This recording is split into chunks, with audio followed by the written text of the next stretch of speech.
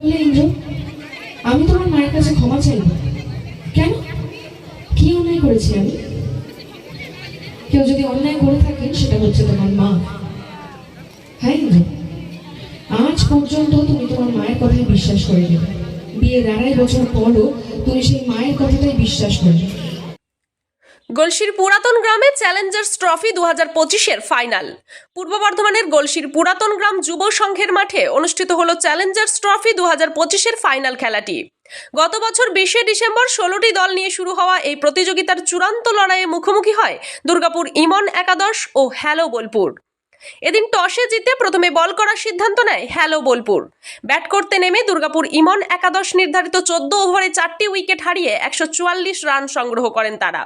জবাবে ব্যাট করতে নেমে হ্যালো বোলপুর 13.2 ওভারে 7টি উইকেট হারিয়ে 145 রান করে 3 উইকেটে জয় ছিনিয়ে নেয়।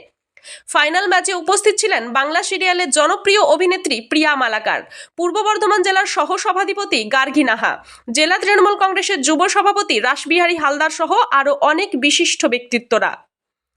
এদিন দর্শকদের জন্য বিশেষ আকর্ষণ ছিল আম্পায়ারদের অভিনব ভঙ্গি, কারণ তারা প্রতিটি সিদ্ধান্ত নাচের মাধ্যমে প্রকাশ করেছিলেন, যা খেলার আনন্দ আরও বাড়িয়ে তুলেছিল। ফাইনাল ম্যাচের শেষে জয়ী এবং পরাজিত দলকে ট্রফি সহ যথাক্রমে 40,000 ও 30,000 টাকা পুরস্কার প্রদান করা হয়। পাশাপাশি বিভিন্ন বিভাগের সেরা পারফর্মারদেরও বিশেষ পুরস্কারে সম্মানিত করা হয়। উন্মাদনাপূর্ণ এই ফাইনাল খেলাটি দেখতে বিপুল সংখ্যক দর্শক মাঠে ভিড় জমায়। গলসি থেকে শেখ আজাহার উদ্দিনের রিপোর্ট, সোজা কথা নিউজ, পূর্ব বর্ধমান।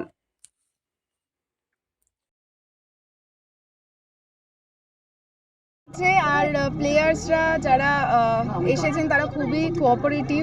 তার কারণ আমাকে রিকোয়েস্ট করা হলো যে যেহেতু আমি অভিনেত্রী, আমাকে ডায়লগ শোনাতে হবে, আমাকে গানও গাইতে হবে, তো পিছনে ওরা খেলায় কনসেন্ট্রেট করতে পারছিলেন এই অনেক।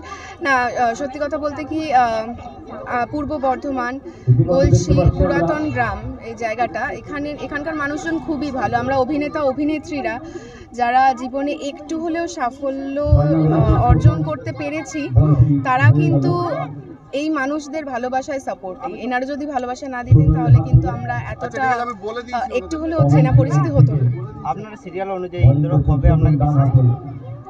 আমার সিরিয়াল অনুযায়ী আমার মনে হচ্ছে ইন্দ্র কোনোদিনই আমাকে বিশ্বাস করবে না। হয় না, দাঁত থাকতে মানুষ দাঁতের মর্ম কোনোদিন বোঝে না। আমি যেদিন থাকবো না সেদিন ইন্দ্র ঠিক বুঝতে পারবে আমার মর্মটা। ধন্যবাদ। দেখলাম মানুষের মধ্যে খেলার উৎসাহ, গ্রামের মানুষ যে ক্রীড়া কতটা ভালোবাসে, ক্রিকেট খেলা কতটা ভালোবাসে, এখানে এসে উপলব্ধি করলাম। দীর্ঘ কয়েক বছর ধরে এখানে খেলা হয়। এবছর আমন্ত্রণ উপস্থিত হয়েছি, খুবই ভালো লাগে। দেখুন, যুব সমাজ যারা ইয়াং জেনারেশন বলবো, খেলাধুলা অনেক জায়গায় হারিয়ে যাচ্ছে। সেই খেলাধুলাটাকে যেন বরাবর আগে যেমনভাবে খেলাধুলা হতো সেই জিনিসটা ঐতিহ্য বজায় রাখতে হবে। অনেকেই মোবাইলের প্রতি আকৃষ্ট হয়ে মোবাইল গেম বা বিভিন্ন দিকে এগিয়ে যাচ্ছে। সেই জিনিসটাকে ছেড়ে দিয়ে আপনারা খেলাধুলার প্রতি আকৃষ্ট হন, যুব সমাজ অনেকটা উপকৃত। ফাইনাল খেলাটা অনুষ্ঠিত হচ্ছে, এটা দীর্ঘ 27 বছর ধরে আমাদের চলছে, 1997 সাল থেকে। আজকে তার চূড়ান্ত পর্যায়ের ফাইনাল। এবছরে 20 ডিসেম্বর চালু করা হয়েছিল, আজকে 1 মার্চ যার ফাইনাল হচ্ছে। হ্যালো বোলপুর এবং দুর্গাপুর 11-11 এই ফাইনালে মোকাবিলা করছে। দুটো দলই খুব ভালো দল। আর কেন আয়োজন করছেন? এটা গ্রামের সকল মানুষের সহযোগিতা এবং গ্রামের সকল মানুষকে আনন্দ দেওয়ার জন্য। এটা একটা খেলা নয়, শুধু উৎসবের মতো, এবং ক্লাবের সদস্য থেকে শুরু করে সকল গ্রামের মানুষ তার পূর্ণ সহযোগিতায় আজের ফাইনালে আয়োজন। ফাইনালে কি আয়োজন রেখেছেন? যেমন সুদূর কলকাতা থেকে আমাদের এসছে ড্যান্সিং আম্পায়ার, যেমন টেলিভিশনে পর্দার এসেছিল অনেক সিরিয়ালের যে অভিনয় করেছে প্রিয়া মালাকার যে হিরোইন। আমাদের এসেছিল জেলার যুব সভাপতি রাসবিহারী হালদার মশাই। আমাদের এসেছিলেন বর্ধমান জেলা পরিষদের সহসভাপতি গার্গী নাহা ম্যাডাম। আরও এসেছিল সাবির উদ্দিন আহমেদ, যে ব্লক সভাপতি 2 নম্বরের, জেলা পরিষদের কর্মদক্ষ যে শৈলেন হালদার মশাই, অনেক উপস্থিত ছিল। এই খেলার মাধ্যমে যুব সমাজকে কি বার্তা দেবেন? যুব সমাজ যে আজ খেলা ছেড়ে মোবাইলে ব্যস্ত, মাঠের ধার দিয়ে আসছে না, তার জন্য এই খেলা থেকে যদি যুব সমাজ মোবাইল ছেড়ে আবার মাঠে তারা আবার খেলা দেওয়ার শুরু করে, তার জন্যই এত বড় ফাইনালে আয়োজন।